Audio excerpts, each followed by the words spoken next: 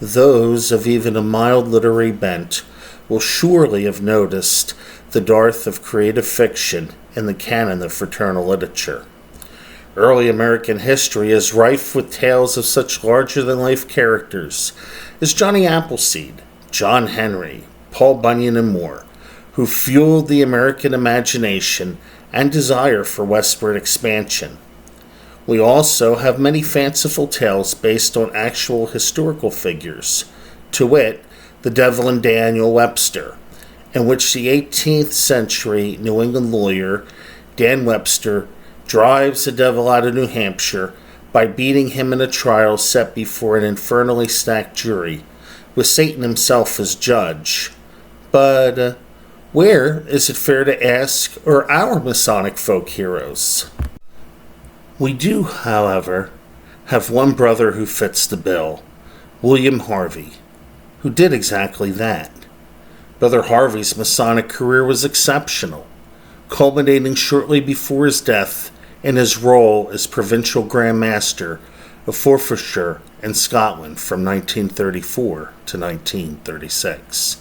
He was born 1874 in Stirling, Scotland. His father died when William was but 3 years of age, and by the time he reached the age of 11, he was obliged to leave school to work to support the family. He first apprenticed to a hatter in 1889, and he was hired by William Kinross's Stirling Carriage Works, and he later entered the law offices of Messrs. Matthey, McLuckie, and Lupton to work as a law clerk.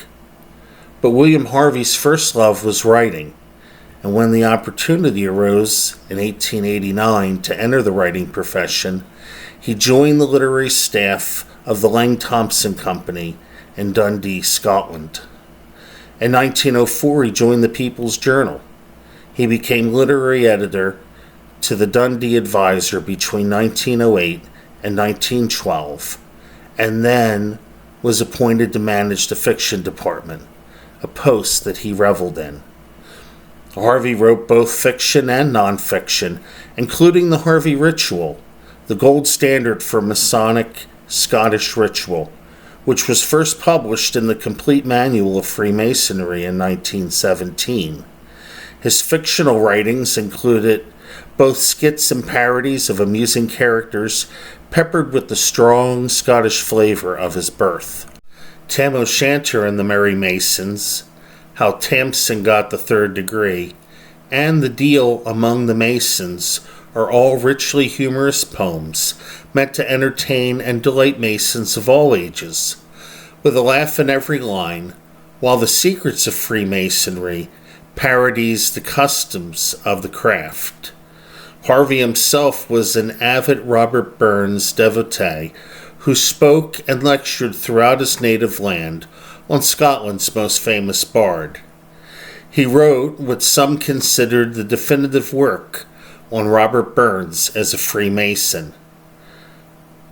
Being also a member of Burns's Mother Lodge, Lodge Stirling Royal Arch No. 76, more than 100 years after the famous poet, Harvey's book, Robert Burns in Stirlingshire, published in 1899, is still a standard Masonic reference work. He also wrote a poem directly inspired by Robert Burns called Tam O'Shanter and the Merry Masons, which puts a decidedly Masonic spin on Burns's earlier seminal work, Tam O'Shanter. The story of Tam O'Shanter and the Merry Masons, written by Harvey in 1917, begins with Tam sitting in a local tavern, having a drink when he overhears a group of Masons that includes Robert Burns. Curious, he strikes up a conversation with Burns and the group about the craft, and thinking them a good group of Merry Masons, asks how he can join them. Burns pledges to Tam to be one of his makers and says that he will recommend him at the next lodge meeting. They spend an interesting evening carousing together, drinking whiskey punch and toasting to Tam's decision to join the fraternity, before Tam has to go back home to his wife Kate, who is patiently waiting for him to return. But Before he can return home, Tam is captured in the forest, stripped of his breeks, trousers, and shoes, and is promptly initiated by Robert Burns into the fraternity. In fact, Robert Burns toasts him 3 times 3, referring to the 3 knocks a candidate makes to enter a lodge 3 times. 1 for the EA, 1 for the FC, and 1 for the MM degrees. And though I say it, I'd never keep a husband frae his virtuous sleep. But ere you leave our circle, Tam, let's sother friendship with a dram. A parting glass, Burns cried in glee. Let's drink it chaps with 3 times 3, and show to Tam our high regard. Count, wardens, count, cried Scotland's bard. How Tamsin got the 3rd degree is a riveting tale about what happened to Tanis Tamsin the night he was raised. We learn about his Masonic ordeal as he relates his story to fellow crony Snecky Grant after his other friends have left. Grant, a noticed parsimonious penny pincher, thinks he can learn the secrets of Freemasonry by taking advantage of Tamsin's inebriated state. But Tamsin instead spins a fantastical story about the Masons taking him to hell to fight 3 devils, who, interestingly enough, are Jubilo, Jubilum, and Jubilat, in that specific order, representing greed, avarice, and death. All the while beset by coffins and corpses, which crack open revealing twisted macabre visages. Samson must use his Masonic light to slay each of the devils with quick thinking and dispatch, finally defeating even death himself. Old Nicky Ben, the devil says he, if I the truth may tell, my good friend Tam, you're now in hell. There are 3 devils. The first is greed, an ugly shield. He guards the entrance to the field. The second, avarice, midway. You'll likely meet, Kent and pray. The 3rd'll try to sneck your breath. An ugsome earl, we call him Death. Dedicated to every merry Mason who has passed from labor to refreshment St. Andrew's Day, the deal among the Masons is a humorous battle of wits, as told to Tam Patton between Brother James McCracken, Tyler of Royal Bracken Lodge, and the Devil, referred to as Satan, Clutie, or Nicky Ben. As the story opens, Jamie is heading home from a rather long lodge meeting in the early morning hours one Halloween night, when he hears the salutation, "Good morning, brother." Astonished by seeing the devil himself, and after initially being frightened out of his wits, in true Scotsman fashion, he plucks up his courage and decides to test the devil to find out just how much he knows about Freemasonic secrets. Jamie asks him, "How old's your mither?" But the devil evades the question, saying he should have asked about how Jamie's father is doing. The proper response would have been to say what year the lodge he belonged to was founded, his mother lodge, thus discrediting Satan's status as a Mason. At this point, Jamie directly challenges the notion that the devil really is a brother Mason, because he cannot give the correct answer to the challenge question given. The devil begins to taunt Jamie and boasts that it was he himself that invented Freemasonry.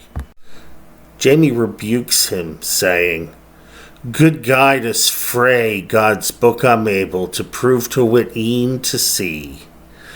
You hain't a hain the 1st degree, or, by the mallet and the level, you never hatain your job as devil."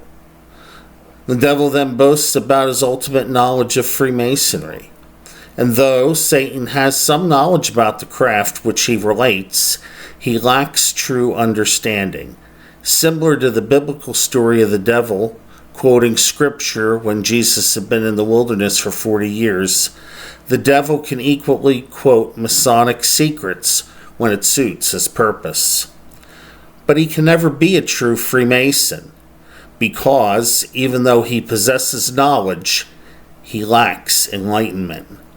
And after this, the devil talks about punishments in hell unknown to men, and takes credit for the infernal demise of Jubilo, Jubilam, and Jubila, as well as other Masons who don't practice Masonry in their hearts. Nay, fire a blow will purge their crime. They're damned ayont the end of time. Year in, year out, in endless pain, they cry, "Wae's me, the Maester's slain."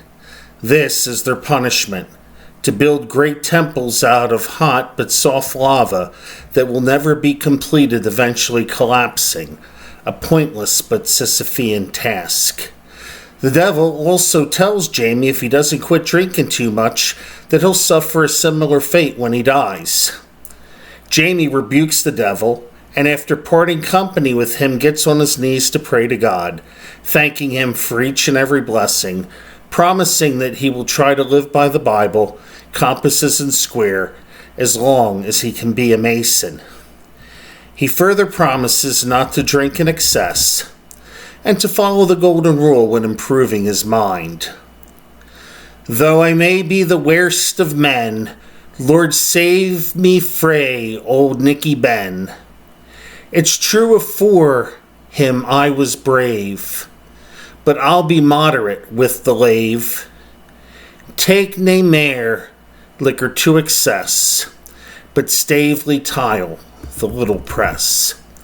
William Harvey, much like Robert Burns, is a poet of the people who crafted well-told stories designed to convey important moral lessons hidden beneath a jovial and compelling style. Because of the thematic elements and simple language of everyday life that he employed, using simple subjects to express big ideas, Harvey's poems were instantly relatable to the everyman of Scottish society. Even readers who were not familiar or Scottish-born innately love the musicality of Harvey's rich Scottish brogue that he brings to his work. For those looking for creative fiction about our gentle craft, it's hard to go wrong reading William Harvey.